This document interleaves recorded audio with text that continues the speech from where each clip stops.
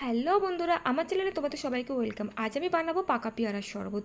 দেখতেই পাচ্ছ পেয়ারাগুলোর কি অবস্থা, পেকে একদম হলুদ হয়ে গেছে। মানে আর 2-3 দিন থাকলে তো পেয়ারাটা পচেই যেত। তাই জন্য ভাবলাম যে পেয়ারাটা ফেলে না দিয়ে কি করবো, পাকা পেয়ারার শরবত বানিয়ে ফেলি।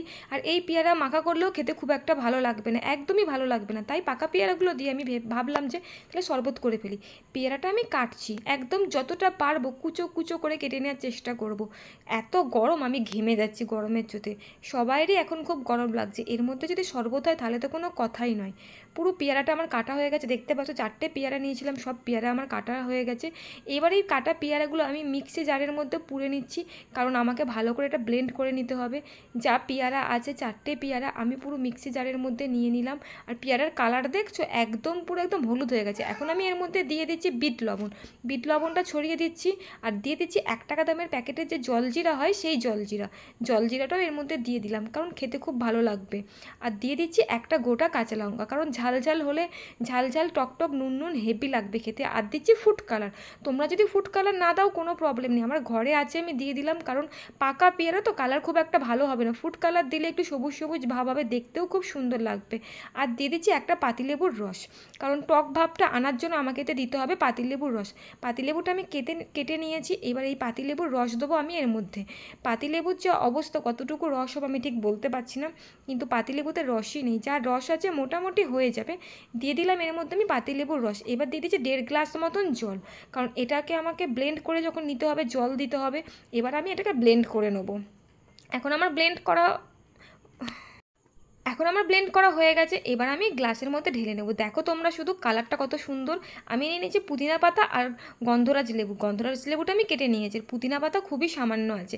কালার দেখছো, পাকা পেয়ারার শরবতের কালার একদম কাঁচা পেয়ারার মতন হয়ে গেছে। অ্যাকচুয়াল কী বলো তো, এতে যদি ফুড কালারটা না দিতাম না তাহলে এত সুন্দর কালার হতো না। এবার সবার বাড়িতে তো ফুড কালার থাকে না, ফুড কালার না থাকলে তোমরা এমনিও দিয়ে দিতে পারো। আমি গ্লাসের মধ্যে এবার সুন্দর করে ঢেলে নেবো। জুসটা দেখেছো কতটা গাঢ় গাঢ় হয়েছে, খুবই সুন্দর লাগছে দেখতে। কালারটা তো আমার সবথেকে বেশি ভালো লাগছে। এইভাবে আমি গ্লাসের মধ্যে ঢেলে নিচ্ছি। কী বলো তো, আমাদের নতুন গাছের পুদিনা পাতা বেশি নেই, ওই জন্য আমি নতুন গাছ থেকে বেশি পাতা তুলতে পারছি না। ওই সামান্য পুদিনা পাতা, দেখতেও সুন্দর লাগবে, খেতেও টেস্ট হবে, তাই জন্য দিয়েছি। আর দিয়ে দিচ্ছি বিট লবণ। প্রথম আমি যে বিট লবণটা দিয়েছিলাম তাতে কিন্তু খুব একটা লবণ হবে না, তাই জন্য আমি প্রত্যেকটা গ্লাসের মধ্যে 1/2 চামচ করে বিট লবণ দিয়ে দিচ্ছি, ওপরে ছড়িয়ে দিচ্ছি। তার কারণ প্রথমবারে লবণটাতে একদমই মানে লবণ হবে না, তাই জন্য আমি দিয়ে দিয়েছি বিট লবণ। তারপর আমি দিয়ে দেবো এতে চাট মশলা দিলে কি বলো তো খুব টেস্ট হবে আর খুবই ভালো লাগবে খেতে। ওপরে আমি ছড়িয়ে দিচ্ছি চাট মশলা।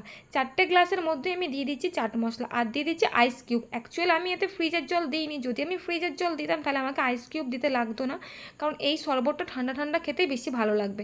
আমি গ্লাসের মধ্যে দিয়ে দিলাম আইস কিউব, আর দিচ্ছি পুদিনা পাতা। মানে কি বলবো তোমাদেরকে, পুদিনা পাতার যে অবস্থা আমার হাতের মধ্যে থেকে পড়ছেই না, হাতেই জড়িয়ে ধরছে।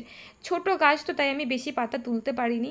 আর গন্ধরাজ লেবু দেখতেই পাচ্ছি আমি গোল গোল করে কেটে রেখেছি, মানে একটু ডেকোরেশন করার জন্য, দেখতে সুন্দর লাগবে গন্ধরাজ লেবুর মানে মানে খোসাটা এইভাবে দিলে দেখতে কত সুন্দর লাগছে। দেখতে পাচ্ছ, কে বলবে বলো তো এটা পাকা পেয়ারা শরবত? দেখে তো মনে হচ্ছে একদম ডাসা পেয়ারা শরবত, এত সুন্দর দেখতে লাগছে।